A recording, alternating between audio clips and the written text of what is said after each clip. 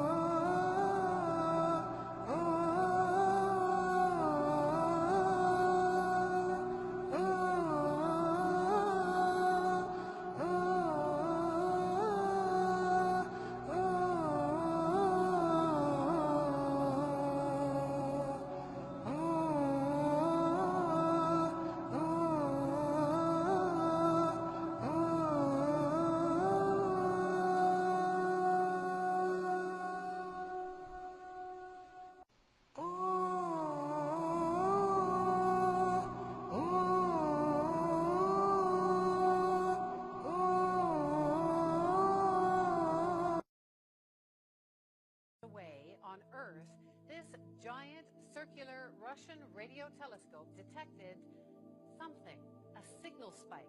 It's not clear what exactly it is, and they can't... The broadcast of a television picture begins with a television camera. Inside most cameras, a prism system breaks light from a scene into the three primary colors of light: red, green, and blue. The colored light falls on image sensors called charge-coupled devices, or CCDs. The CCD releases these charges line by line, producing an electric current called a video signal.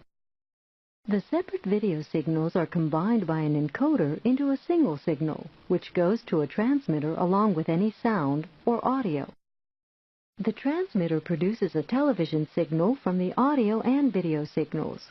This TV signal is broadcast by an antenna as an electromagnetic wave of an assigned frequency range or channel for that station.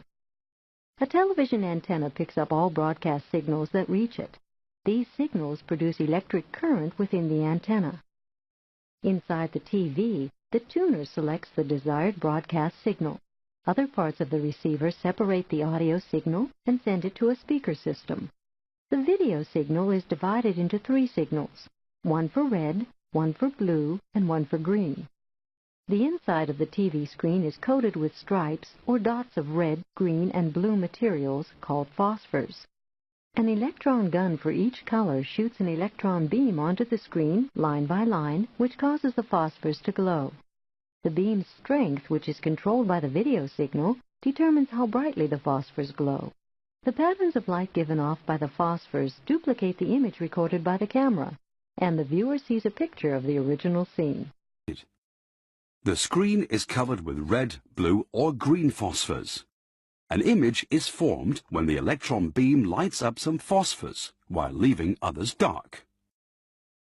In TVs with liquid crystal displays, or LCDs, there are many thousands of pixels in the screen, each of which can become red, blue, or green. The pixels in plasma TVs contain tiny fluorescent lamps. LCD screens typically contain 3 times as many pixels compared with the equivalent in a cathode ray tube. In high-definition TVs, the number of pixels is doubled again, and now super high-definition sets are being developed that have screens with 32 megapixels, 100 times better than the cathode ray tube.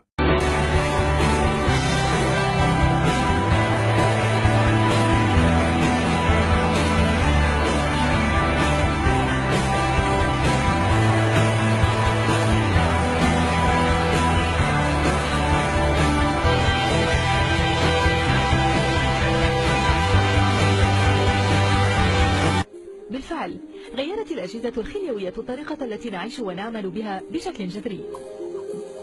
ما من أحد يعلم عدد هذه الأجهزة الصغيرة في العالم. عندما تتكلم عبر الهاتف الخليوي يقوم ميكروفون صغير الحجم داخل السماعة بتحويل صوتك إلى نمط متماثل من الإشارات الكهربائية، وتقوم شريحة دقيقة موجودة داخل الهاتف بتحويل هذه الإشارات إلى سلسلة رقمية من الأرقام.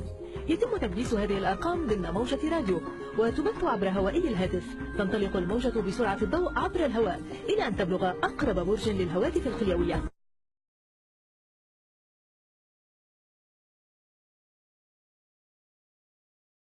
وتتمثل عبقرية النظام الخليوي في تقسيم المنطقة أو المدينة إلى خلايا صغيرة، ولذلك حسنتان. الأولى هي أن الخلايا المتواجدة خارج مدى تغطية الهاتف بإمكانها استخدام الموجة نفسها للقيام باتصالات أخرى. أما الثانية هي السماح للهواتف الخليوية بالحصول على وحدات إرسال صغيرة، أي بطاريات صغيرة أيضا.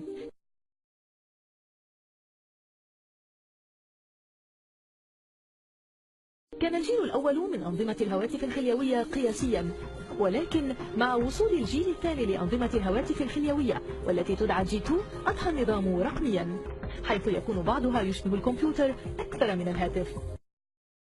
الإرسال. أنا وصلت على السطح. أجهزة الراديو المرسلة المستقبلة ووكي توكيز تستخدم موجة أو قناة الراديو نفسها لعمليات الإرسال والاستقبال. تستخدم الهواتف الخليوية قناتين منفصلتين، واحدة للإرسال والثانية للاستقبال، لكي يتمكن المستخدم من الاستماع والتحدث في الوقت عينه.